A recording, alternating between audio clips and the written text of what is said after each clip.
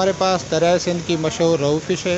इसके अलावा बगैर कांटे वाली फ़िश भी होती है और जब पानी आता है दरिया में तो सीज़न वाइज पल्ला भी हमारे पास मौजूद होता है। हैदराबाद में यकबस्ता हवाओं का राज जारी है। ऐसे में लज्जत और जायके में अपना नाम रखने वाली हैदराबाद की मछली के शौकीन हजरात हुसैनाबाद चौक पर कायम ब्रीज फिश पॉइंट पहुंच रहे हैं और चटपटी गर्मा गर्म मछली का मजा ले रहे हैं। दरियाई सिंध से आने वाली रोहू मछली को हैदराबाद समेत कराची और अंदरून सिंध से आने वाले मेहमान खूब मजे लेकर खाते हैं। हमारे मछली बनाने का एक अपना अंदाज है ना, हम अपने हिसाब से बनाते हैं। हमारी रेसिपी जो है वो पूरे पाकिस्तान में किसी के पास नहीं है, वो हमारे पास है।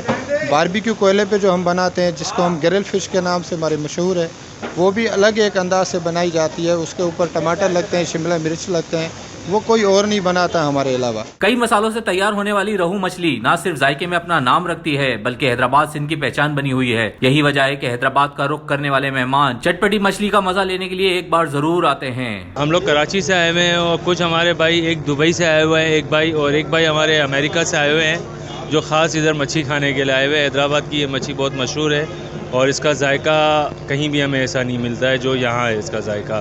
सर्द मौसम में मसाला जात से भरपूर हैदराबाद की गर्मा गर्म मछली की मांग बढ़ जाती है, जबकि मछली का इस्तेमाल सेहत के लिए इंतहाई मुफीद करार दिया जाता है। रेहान गनी, पासबान न्यूज़, हैदराबाद।